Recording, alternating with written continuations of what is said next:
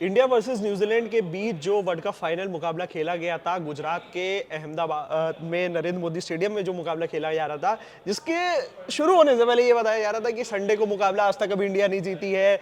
उसके पहले ये भी बताया जा रहा था कि उस स्टेडियम में नहीं जीतते थे और कभी जो है दो एक साथ वर्ल्ड कप टीम इंडिया नहीं जीत वो कभी नहीं जीती है कोई टीम, कोई 3 वर्ल्ड कप नहीं जीती है एक साथ टीम। सब हिस्ट्री लिखी की लिखी रह गई और आज इंडिया ने कहा रुको भाई हम बताते हैं और इंडिया ने वर्ल्ड कप जीत लिया है।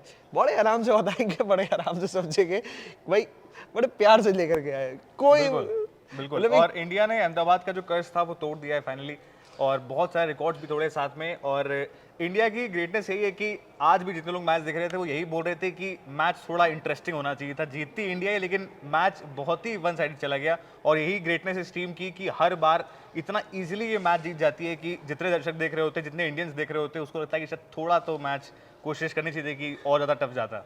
देखिए कहीं ना कहीं अगर हम बात करें तो आज के मैच में सबसे इंटरेस्टिंग पॉइंट क्या रहा आपके लिए?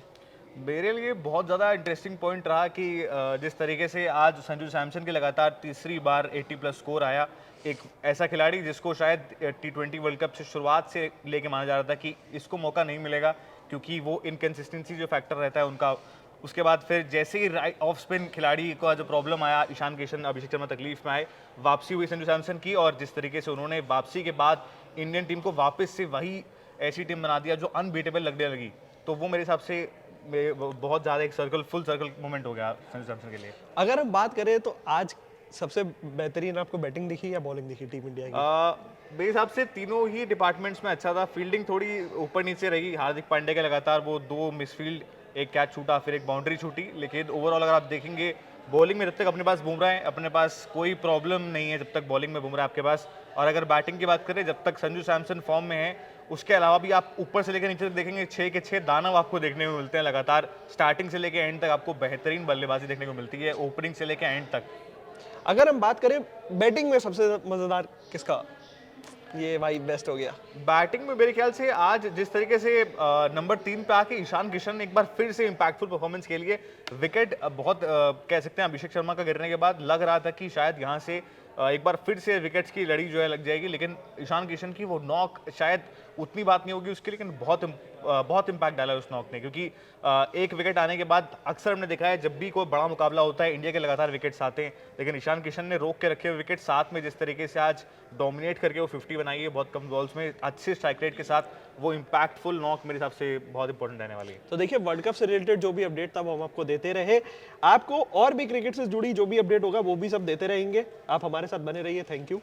पर अब और भी आगे बात करते हैं यहाँ पे। देखिए इंडिया वर्सेस न्यूजीलैंड के बीच जो मुकाबला खेला गया लव, वो काफी शानदार मुकाबला था, बड़ा मजा आया देखने में। सबसे ज्यादा मजे तो एक ही चीज देखने में आया कि न्यूजीलैंड वाले जा रहे हैं, संजू सैमसन उसी मैच में वापसी कर रहे हैं। Life is a full circle movement यार। वो संजू सैमसन जो न्यूजीलैंड के खिलाफ अच्छा नहीं खेल पाया था, उसलिए वर्ल्ड कप स्क्वाड में था, बट उसको ड्रॉप करा गया प्लेइंग 11 से क्योंकि वो अच्छा नहीं परफॉर्म कर रहा था। वही संजू सैमसन आकर के फाइनल में ऐसा खेल करके जा रहा है जिसकी वजह से टीम इंडिया को विक्ट्री मिल रही है। Not only Sanju Samson but Ishan Kishan भी हम कह सकते हैं, हम अभिषेक शर्मा का भी नाम लेंगे, बट संजू सैमसन जो है यहाँ पे कंसीडर करने चाहिए हम लोगों को। बिल्कुल संजू सैमसन कंसीडर होने चाहिए, साथ में बहुत सारे खिलाड़ी ऐसे हैं जो कंसीडर होने चाहिए। आप बुमराह की बात करेंगे, बहुत मतलब हम लोग देखते हैं कि बुमराह को सबने ना इंडियंस ने बहुत फॉर ग्रांटेड लेके रखा है कि बुमराह तो विकेट चटका ही देगा, बुमराह तो लगातार विकेट्स नहीं निकालेगा। एक मैच भी खराब जाता है आप सब बुमराह को कोसने लग जाते हैं कि आज बुमराह वैसा नहीं था, अब तो देखो बुमराह, तो जग जाओ बुमराह। लेकिन बुमराह ने जो स्टैंडर्ड सेट करके रखे हुए मेरे हिसाब से कोई मैच नहीं कर पाएगा।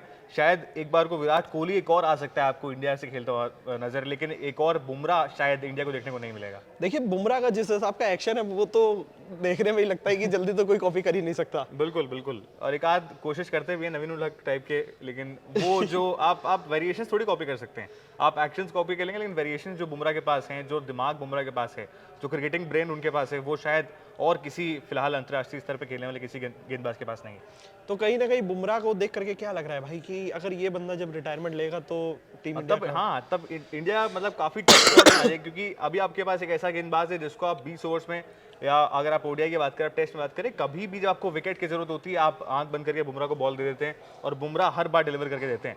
बुमराह के जाने के बाद शायद ये कुछ काफी बड़ी प्रॉब्लम है जो रहने वाली है, लेकिन फिलहाल अभी बुमराह खेलने वाले एक आध वर्ल्ड कप और तो फिंगर्स क्रॉस्ड।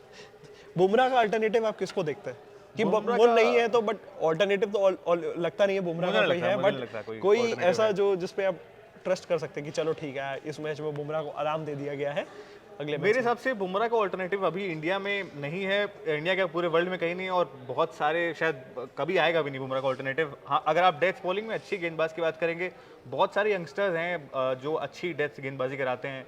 यश ठाकुर एक अच्छे यंगस्टर है जिनको अच्छी डेथ गेंदबाजी, वेशक काफ़ी अच्छे पेसर हैं जो कंसिस्टेंटली और डालना जानते हैं। नटराजन जो बहुत समय से आप स्कीम ऑफ थिंग्स में नहीं दिख रहे हैं इंडिया की, लेकिन एक अच्छे पेसर जो अच्छी डेथ बॉलिंग करना जानते हैं। तो कुछ अच्छे पेसर्स हैं इंडिया के पास, लेकिन बुमराह के कैलिबर का कोई शायद पेसर नहीं है फिलहाल इंडिया के पास। आज के मैच में आप मैन ऑफ द मैच कैसे देखते हैं?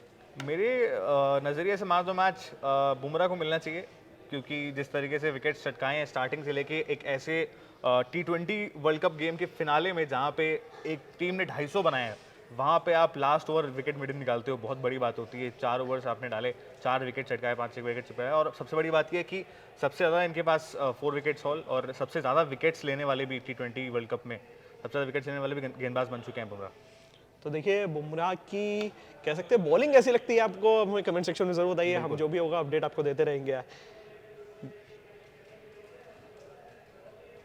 हाँ भाई लव, एक चीज बताओ, न्यूजीलैंड की बैटिंग कैसी देखने को लगी? न्यूजीलैंड की बैटिंग मुझे लगा बहुत डिसअपॉइंटिंग थी आज।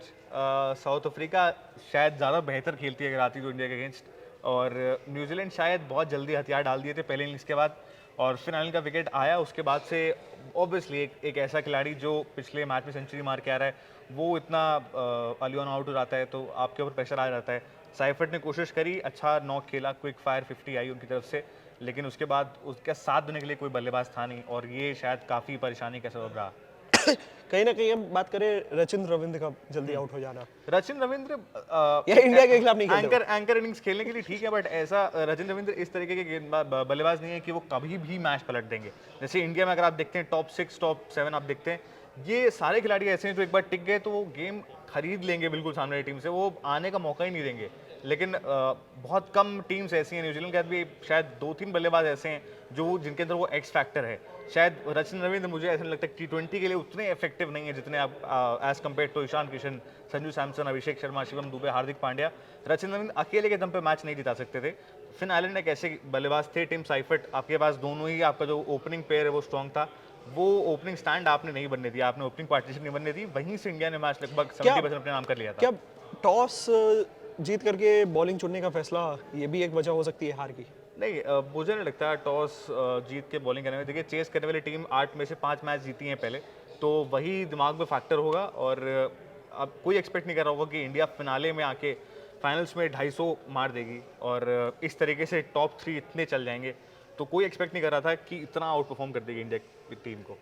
तो देखिए न्यूजीलैंड की बैटिंग ने अगर आपको इंप्रेस करा हो तो हमें ज़रूर बताइएगा, बने रहिए हमारे साथ। Thank you for watching.